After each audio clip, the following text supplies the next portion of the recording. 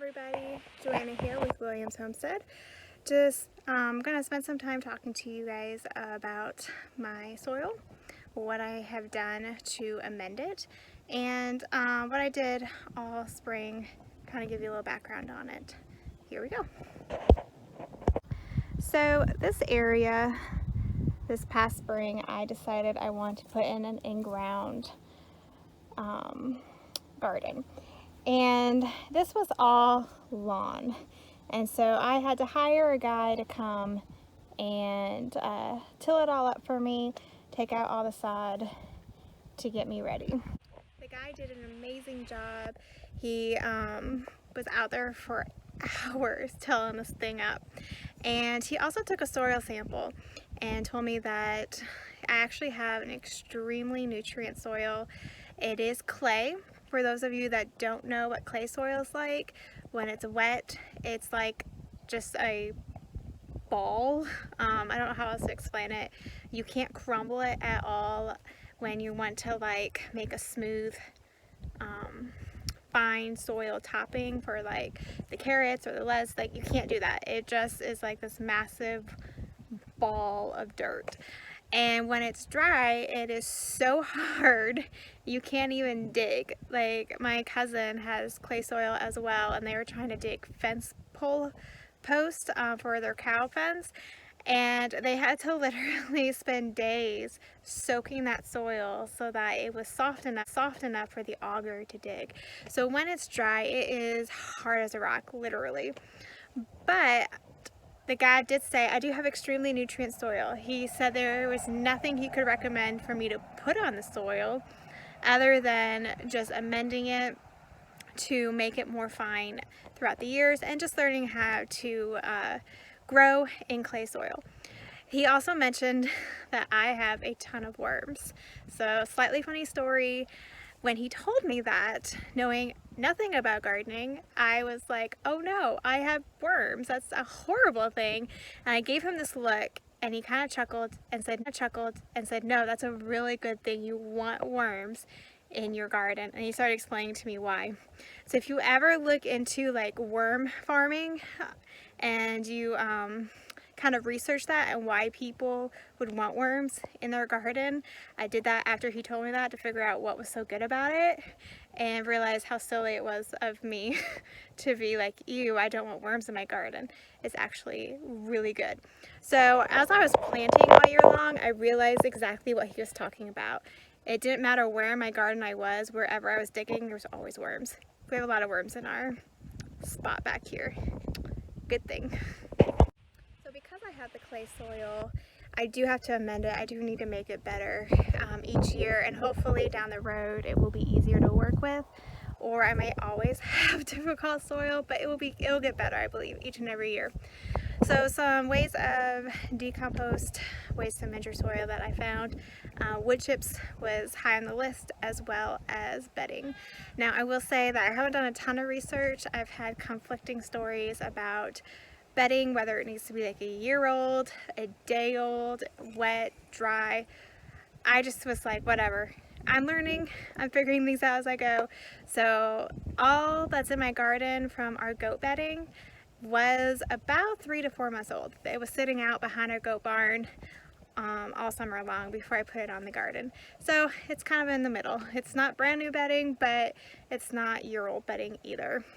Now we do have another thing of compost back there. So as you can see, this year what I have done is kind of a mixture of what I had on hand. This is all wood chips. This chip.com, I believe is what it's called.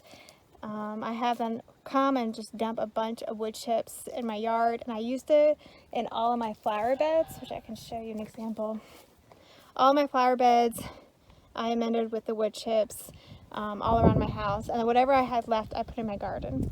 So this spot all right here has wood chips, and then everything in the back is old bedding from my goats and chickens. Out there, by the time we use it next spring, I'm hoping will be close to a year. I keep adding to it vegetable ends and coffee grinds and things like that.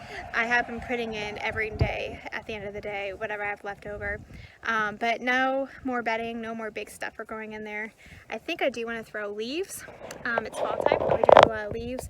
That just means I have to get out my rake, do a lot of raking and throw it in my garden. But I do think I'm going to do that as well. It needs a lot. It needs a lot of good help there. You through and show you different spots. This used to be where the squash was, and the squash actually did really well at the end of the season. It did get a lot of mildew, but it did a great job growing in my clay soil the very first year. This next huge section, I had 7 rows of corn. Now my corn didn't do that well.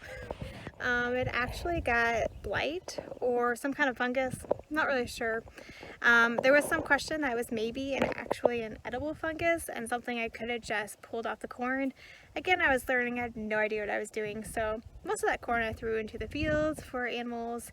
It did get eaten up by something out there, so it made somebody happy, but I didn't get very much out of my corn. And the really weird thing was the roots actually came up out of the soil, and I think that was just because of my hard clay soil. It was not able to dig deep down, and I also had a hard time with germination. A lot of my corn seeds did not come up at all, or some of them came up within a couple weeks, some other ones took a month. I do think I maybe dug some down too far, and then I also just think that the clay soil, it just struggled a little bit. So I did get some corn. I have 10 freezer containers in the freezer right now with corn, but that's about all I got, but it wasn't terrible. And then this next section was a bunch of green beans. My green beans did fantastic. I was really excited about how well my green beans did. One thing I did this year that I read about is instead of pulling all the green beans out, they were all healthy plants. I actually got sick of pulling green beans. I was doing it every day, getting bushels and bushels for about 2 months. And I finally was like, I'm done. So I actually, you can kind of see, left them. I just pulled them straight out and left them in my garden. And then back here I had 6 plants of tomatoes, and then right behind it 6 plants of peppers. Those all did amazing as well.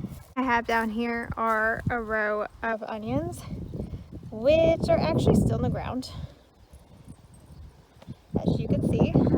So with my onions, yeah, they didn't do anything.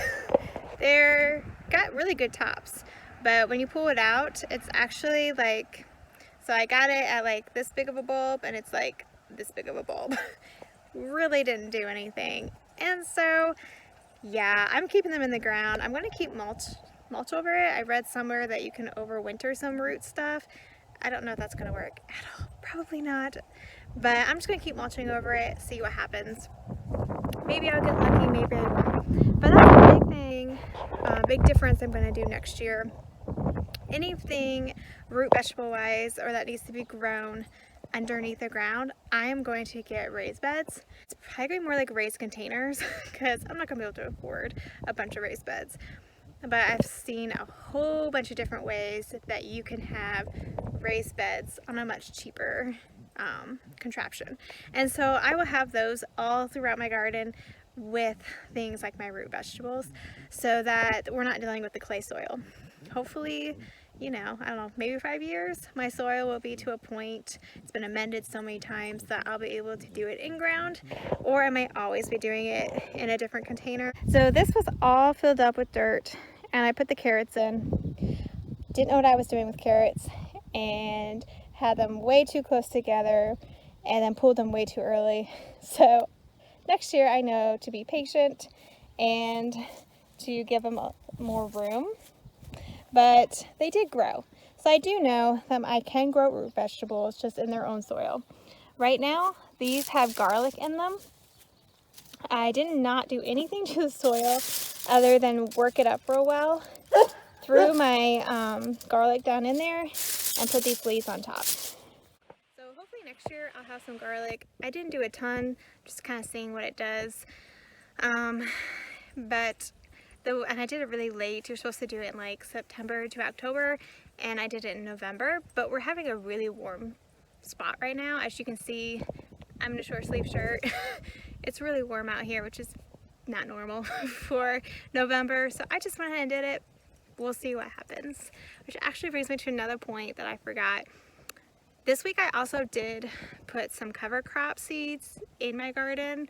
I don't know that it's going to germinate or do anything at this point because again I was probably too late, but I did water it so that, because the clay was really dry hard, so I threw the seeds out, watered it, and we'll see what happens, but it may not do anything.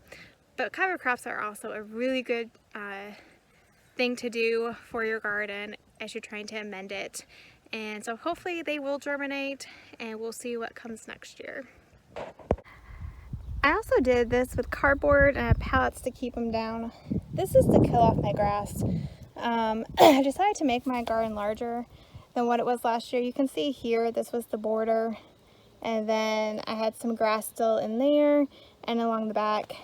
So I've just been killing the grass off with the cardboard, and I plan to extend my garden next year. Part of my extension though is those raised beds. I want to put flowers in here, herbs. I have a whole bunch of ideas for next year. How much I'll get to do, I don't know, we'll see. But I did want to make my space a little bit bigger to leave options for walkways and just more places to play around. But I also found out this year through my spacing, I could have put a whole lot more in my garden than I did. I spaced things out way far apart, but it's all in the learning. So there we have it. That gives you a little information about my soil as it was the very first year and what I did to try and help it do better for next year. And we will see. Thank you for joining me today. Have a great one.